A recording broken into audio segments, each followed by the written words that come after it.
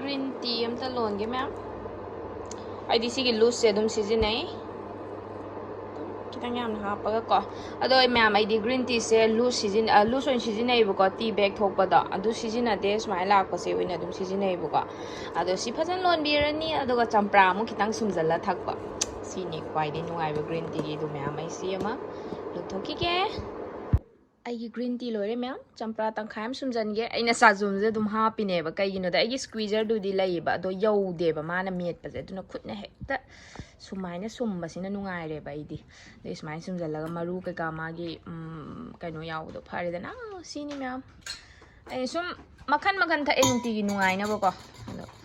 noma sumaina green tea ga champra ga noma coffee ga champra ga do champra se yare ge dum et taw champra je khwai de gi best ne diabetes to ro weight loss to ro ko tai to pana dum thap pani da chai chakhau so ammi bani cholesterol wang ammi ni dum problem ja number diabetes patient ama oi bani na dum lai hai tai do sumai sum thak pa ko ai ngai ri ni pung tarak pai gi besan chila je ngasi de tilau dang na tau bani oi no ot khai ra ga loi toi re ma'am ai gi lunch se ngasi di si khitang tau re sumaina sak thum ga chila se ino koro koro khai bani ko pak na tan dong ta dre tilau ga besan ga de ya tai thum morok jira nungra ha pa ga tau bu do kitani ko sumain dang o hele ma'am ai se yam sa salaroge dinner dang phajan charage aduga aina si loirga ngahak laiga evening snacks kumba do cha da kuire adu duge aina chana gumba do chana chat kumba ina se ma cha ge haidana aina lunch se sidang chare chia seeds ga sangong go thaksan bai thalle ba ko aduga champut kumba phutna po su lairam dra ba du na ne ba yam seng ne ai do ba da sini ma'am finally la kumal park da ngasi di inau piga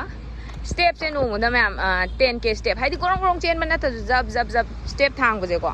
ado aina si step counter jo ha paga sum kaya chat pangam ge 10k makti thaja de do kaya chat pangam ge yeng ge taw bani 53 54 yog da ngai di ha se yeng as chen di se lo chen ba jangam ma di phadam ne do chen ba makti chel roi ai sum chat ke kyam ngam ge enge mam su mam me khar su thenge aduga winter se khar sangak pai su kaino tawe yam thuna mamba do oi ba hujik to ado si round si dang koina sum chatla da bani atai da chatla roi gari thau jam tam nei thon si thang thop jan birak ta wa chen se lo ngak chatla se kitang ngam dara chatla se do ngasi di ma'am sum start taw ne na hangai sum chatlage khan ko weight to stuck taw e bai se diet taw tar ga su ko ado fat loss puri taw ra go weight loss se taw bangam de adu du ge ina masi ai 10k step se ai chat pa hoge ai maram su chalam me ba ado chat pa hoge khallaga so apang thok pa ngam dab do adu du gi aina ngasi dagi hekta hora bane ai se mi yaw da su chat ken na khalam am ne ngasi je ekdam kai mut je khanglak lak bai ta sum weight stuck taw bu se ina khona jari myam si ga kana dab du du gi ado ai inau pi ga lai si lai re ma'am si step se 3000 hin da ngai ri ba ko 10k kai du di oi ra roi ngasi gi di kai no da khar su the nge khoi lai je pung ma khai ta re hoji pung taruk chap chan ta re pung khai am da dum 3000 smaina khai step khai hena chat le wa ado si gi kumalam pa ki round je si round na pa ko mam me hoji tem ta udre khara hayeng di khara ngan na la ga chatlani sigi round amada 500 step ti oi adui tar di 10k chat ke hai tar di 20 round chat ta ba aina sum step masing ju khangdo ke round ji da kya oi ge do adu gi ne ma'am hayeng de gi chat pangam re yeng ge khitang na la ga mi ti chat nai he mathan da ga ado khumalam pa ka nak pa adum thangmai ban ga nak na ba sum ba yaw tar di chatmina se la o imanabi iche or so mor su hingon ta chatmina se hai ro chatmina se nungai ye yamna wakhal thoe ado 3000 khitang en was da wa ha ba se nam phone tai ma'am ngasi gi di da lo shal lage duga nagapal da enjang na pi khar lai bai ngang mateng ga chaluni yum yau da dum ba matek marang chasalaga step kya su ge enge the step se sumba step counter ma ha pa ga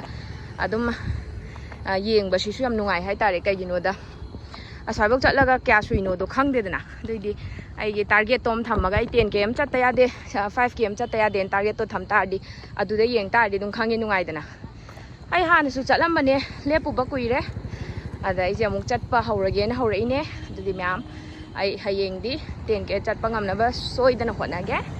loisallage ngasigidi Khuman lampak ki se sida ai gai leire nagapal dong lai pro tara lai te ya roe bole pate fajai pro de lai te ya yam thu na ma me ha hujik ja winter chang ha ba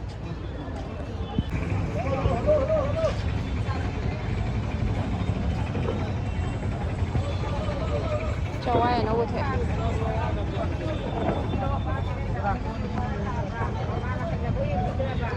marketing din nungdang smile lakba si mo nung ai laitre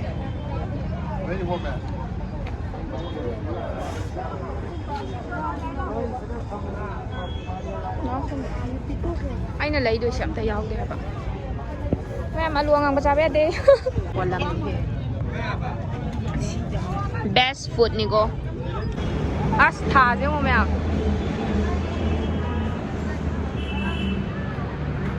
tha cũng phải ra giả xem mà đánh lùi kem là sẽ ra rồi hả bạn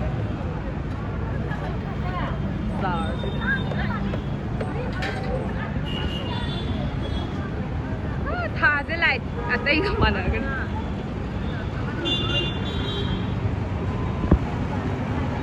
phải hả xem mà làm phải gì lại mẹ gì cái mà nữa cái này hả bà à xem mà được cũng phải ra được lùi rồi hả bạn dùng mới lấy dùng cái đấy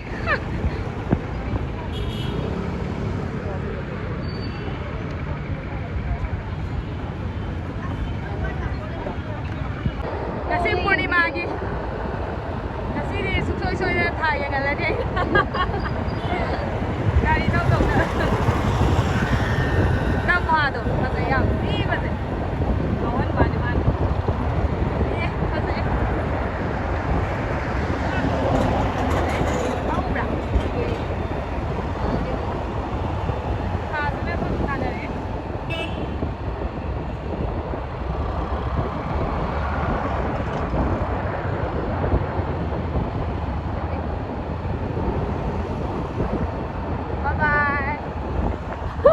तो बाजार चलोर गने 4794 step ती चले हे ngasi gi 5 ti sudre do yare ngasi gi di hello mayam ai hale yam nungai mam ngahak thu bese do Khuman lampak ka nakna ba dagi dum mai thangoi ban ga nakna ba kai kai manabi che inau pi gum ba yar sum hairo ai ga chatmina se ai ngasi di inau pi ga chatli dana ko do ma su thabak kai ka leita di ka su chatte ba ma do chatmina se yar oi doine ba ko do ma ngasi lei bai ne do ai hayeng gai di thandoi su dum chat ke khalle haidi ai gum ba dum matham mathanda ga dum da mam chatna howe ba ko hojik thenga phom mam pho dum phanam chatlawe masa mathanda ga chatna howe aduna isu tan ba yadre smain kha kha chat ke dei wait gum ba ju dum khara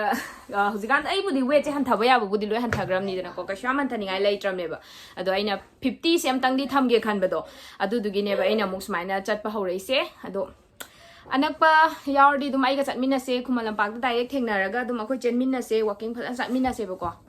adu ga akoi pun na dum haksang phana lai min na se dum tina se kemta khanda bida dum ai gon da dum pau phau bi ro insta do shu dum hai ro dai ai hana khangbo shu dum hai ro adai messenger do is dum pau phau ro ko aduga khoi punna chatmina se duga comment su tawra mo chatsi khoche na nungai bam na ado ai su na ngai di thanda sum talam bane do thokpa haugrabani na tallaroi ge ai dum ngasi di 5000 muktani dana ina chatli do ado hayeng di ai 10 ke suksoi soi dana chat ke khale aduna myam tina se thoklo haksang pharase khoi pulap ka chat se kana no thoklo ngon do sum pau pharo khoi myam chatla se khoi myam tinar se khoi haksang punna phaminar se dai su dum pulap tau minar ga ko dum apun loina ko nungai ni am myam nungsu nungai aduni myam adoi makha ta ba cha ba khot pa do sum ulake ado dum ai result se myam da utoi ne ba ko ado yengasi ꯃꯌꯥꯝ ꯑꯩ ꯗꯤꯅꯔꯒꯤ ꯚꯤꯗꯤꯑꯣꯁꯦ ꯊꯥꯒꯠꯂꯛꯑꯔꯣꯏ ꯉꯁꯤꯗꯤ ꯑꯩꯁꯤ ꯃꯇꯦꯛꯁꯦ ꯋꯥ ꯉꯥꯡꯉ ꯊꯥꯒꯠꯍꯧꯔꯅꯤ ꯍꯧꯖꯤꯛꯇꯣ ꯄꯨꯡ 9 ꯇꯥꯗꯣꯔꯦ ꯑꯗ ꯑꯩꯗꯣ ꯈꯤꯇꯪ ꯊꯦꯡꯗꯣꯔꯦ ꯑꯩꯒꯤ ꯗꯤꯅꯔꯁꯦ 9 ꯃꯈꯥꯏ ꯑꯗꯨ ꯇꯥꯔꯅꯤ ꯑꯗꯩ ꯑꯃꯨꯛ ꯚꯤꯗꯤꯑꯣ 에디팅 ꯇꯧꯕꯗ ꯃꯇꯝꯗꯣ ꯉꯥꯏꯍꯥꯛ ꯆꯪꯉꯦꯕ ꯑꯗꯨꯗꯨꯅ ꯑꯩ ꯉꯁꯤꯗꯤ ꯊꯥꯒꯠꯂꯔꯣꯏꯒꯦ ꯑꯗꯨꯝ ꯉꯁꯥꯏ ꯆꯠꯂꯝꯗꯥꯏꯗꯁꯨ ꯑꯩꯗꯣ ꯑꯗꯨꯝ ꯁꯤꯅꯃꯟ ꯋꯥꯏꯠ ꯇꯤ ꯊꯛꯏ ꯑꯗꯩꯗꯤ ꯆꯅꯥ ꯆꯥꯠ ꯀꯩꯀꯥ ꯑꯗꯨꯝ ꯆꯥꯁꯜꯂ ꯑꯗꯨꯝ ꯋꯥꯀꯤꯡ ꯆꯠꯂꯤꯅꯦꯕꯀꯣ ꯑꯗꯨꯗꯨꯅ ꯑꯗꯨꯝ ꯄꯨꯛꯇꯣ ꯊꯜꯂꯤꯁꯨ ꯂꯩꯕ ꯑꯗꯩ ꯆꯠꯊꯣꯛꯎꯕꯒ ꯑꯗꯩ ꯑꯩꯈꯣꯏ ꯃꯥꯅ ꯁꯨꯝ ꯊꯣꯡꯕꯤꯔꯝꯗ꯭रे ꯑꯗꯨꯒꯤ ꯑꯩꯗꯣ ꯑꯃꯨꯛ ꯁꯦꯝꯕ ꯁꯥꯕ ꯇꯧꯔꯤꯀꯥꯟꯗ ꯈꯤꯇꯪ ꯊꯦꯡꯈꯤꯗꯣꯔꯦ ꯑꯗꯨꯒ ꯑꯩꯒꯤ ꯕ꯭ꯂꯣꯒꯁꯤꯗꯤ ꯄꯨꯡ 9 ꯃꯈꯥꯏꯗꯩꯅ 9 ꯐꯥꯎ ꯃꯅꯨꯡꯗ ꯊꯥꯒꯠꯄꯅꯤꯅꯀꯣ ꯑꯩ ꯐꯔꯛ ꯇꯥꯗꯣꯔꯦꯕ ꯍꯥꯞꯄꯁꯦ ꯑꯗꯣ ꯑꯗꯨꯅ ꯑꯩꯁꯦ ꯚꯤꯗꯤꯑꯣꯁꯦ ꯑꯣꯏꯅ ꯁꯦꯝꯃ ꯍꯥꯞꯄꯛꯑꯕꯅꯤ ꯑꯗꯨꯝ ꯑꯩꯅ ꯃꯌꯥꯝꯗ ꯑꯗꯨꯝ ꯑꯩ ꯁꯤ ꯆꯥꯏꯗꯣ ꯎꯠꯄꯗꯨꯅꯤꯀꯣ ꯑꯗꯨꯝ ꯉꯁꯤꯁꯨ ꯑꯗꯨꯝ ꯏꯆꯝ ꯆꯝꯕ ꯌꯨꯝꯗ ꯊꯣꯡꯕ ꯊꯥꯛꯄꯗꯣ ꯑꯗꯨꯝ ꯆꯥꯗꯣꯏꯅꯤ ꯆꯝꯐꯨꯠ ꯆꯥꯗꯅ ꯑꯗꯨꯝ ꯏꯟꯖꯥꯡ ꯀꯩꯀꯥꯗꯣ ꯆꯥꯗꯣꯏꯅꯤ ꯑꯗꯨꯒ ꯃꯌꯥꯝ ꯑꯩꯒꯤ ꯕ꯭ꯂꯣꯒꯁꯦ ꯑꯅꯝꯕꯅꯁꯨ ꯗꯥꯏꯕꯤꯇꯤꯁ ꯄꯦꯁꯦꯟꯅꯤꯗꯅ ꯑꯩꯁꯦ ꯑꯗꯨꯒ ꯋꯦꯠ ꯂꯣꯁꯇꯁꯨ ꯑꯅꯝꯕ ꯆꯠꯂꯦ ꯋꯦꯠ ꯂꯣꯁ ꯗꯥꯏꯕꯤꯇꯤꯁ ꯆꯞ ꯃꯥꯟꯅꯩ ꯅꯠꯇ꯭ꯔꯥ ꯆꯥꯗꯣꯏꯁꯤ ꯑꯩꯈꯣꯏ ꯗꯥꯏꯕꯤꯇꯤꯁꯅ ꯆꯥꯔꯤꯕ ꯆꯤꯟꯖꯥꯛ ꯆꯥꯕꯗ ꯋꯦꯠ ꯂꯣꯁꯇꯣ ꯐꯖꯅ ꯇꯧꯕꯩ ꯋꯥꯅꯦꯕ ꯑꯗꯨꯒ ꯑꯩꯅ ꯋꯥ ꯉꯥꯡꯕ ꯃꯇꯝꯗ ꯑꯗꯨꯝ ꯋꯦꯠ ꯂꯣꯁꯅ ꯁꯨꯃꯥꯏꯅ ꯆꯥꯕꯤꯔꯣ ꯗꯥꯏꯕꯤꯇꯤꯁꯅ ꯑꯣꯏꯔꯒꯅ ꯁꯨꯃꯥꯏꯅ ꯇꯧꯕꯤꯔꯣꯅ ꯑꯗꯨꯝꯁꯨ ꯍꯥꯏꯗꯅꯀꯣ ꯑꯗꯣ ꯃꯌꯥꯝ ꯑꯩꯒꯤ ꯗꯥꯏꯕꯤꯇꯤꯁꯀꯤ ꯇꯦꯁꯇꯣ ꯔꯤꯖꯜꯇꯣ ꯌꯦꯡꯉꯁꯤ ꯍꯥꯏꯕꯁꯨ ꯑꯗꯨꯝ ꯌꯥꯎꯔꯛꯑꯦꯕꯀꯣ ꯑꯗꯣ ꯑꯩꯅ ꯄꯨꯔꯥ ꯁꯔꯄ꯭ꯔꯥꯏꯖ ꯑꯣꯏꯅ ꯙꯛ ꯂꯥꯎꯅ ꯎꯠꯀꯦ ꯇꯧꯕꯅꯤ ꯑꯩꯗꯣ ꯐꯅꯌꯥꯝ ꯍꯟꯊꯔꯦ ꯌꯥꯝ ꯍꯟꯊꯔꯦꯀꯣ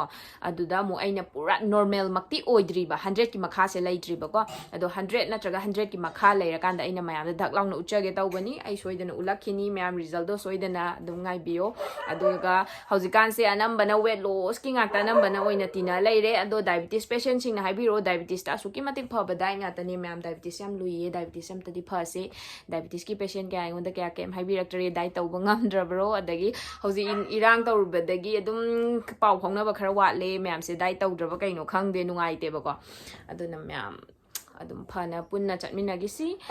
ꯑꯗꯨꯗꯤ ꯃꯌꯥꯝ ꯑꯩ ꯗꯤꯅꯔꯒꯤꯗꯤ ꯎꯠꯇ꯭ꯔꯦ ꯑꯗꯣ ꯗꯤꯅꯔ ꯆꯥꯊꯣꯛꯑꯒ ꯑꯗꯨꯝ ꯕꯦꯗ ꯇꯥꯏꯝ ꯗ꯭रिꯡꯛꯁ ꯑꯗꯨꯝ ꯊꯛꯄ ꯈꯣꯠꯄ ꯑꯩꯒꯤ ꯅꯨꯡꯇꯤꯒꯤ ꯔꯨꯇꯤꯟ ꯑꯗꯨꯝ ꯆꯞ ꯃꯥꯟꯅꯅ ꯑꯗꯨꯝ ꯇꯧꯗꯣꯏꯅꯦ ꯑꯗꯣ ꯃꯌꯥꯝ ꯑꯗꯨꯗꯤ ꯉꯁꯤꯒꯤ ꯑꯣꯏꯅꯗꯤ ꯕ꯭ꯂꯣꯒꯁꯦ ꯃꯇꯥꯡꯁꯤꯗ ꯂꯣꯏꯁꯜꯂꯒꯦ ꯑꯗꯣ ꯃꯌꯥꯝ ꯊꯦꯡꯛ ꯌꯨ ꯑꯗꯨꯝ ꯑꯩꯒꯤ ꯋꯥ ꯇꯥꯕꯤꯕ ꯑꯗꯒꯤ ꯑꯩ ꯑꯗꯨꯝ ꯑꯩꯒꯤ ꯗꯥꯏꯠꯀꯁꯦ ꯐꯣꯂꯣ ꯇꯧꯕꯤꯔꯒ ꯀꯩꯅꯣ ꯔꯤꯖꯜꯒ ꯐꯪꯉꯤꯕ ꯃꯌꯥꯝꯕꯨ ꯌꯥꯝ ꯅꯨꯡꯉꯥꯏ ꯑꯩꯒꯤ ꯋꯥ ꯇꯥꯕꯤꯕꯁꯦ ꯃꯌꯥꯝ ꯊꯦꯡꯛ ꯌꯨ ꯁꯣ ꯃꯆ ꯃꯌꯥꯝꯕꯨ ꯈꯨꯔꯨꯝꯖꯔꯤ ꯉꯁꯤꯒꯤ ꯑꯣꯏꯅꯗꯤ ꯒꯨꯗ ꯅꯥꯏꯠ ꯃꯌꯥꯝ ꯕꯥꯏ ꯕꯥꯏ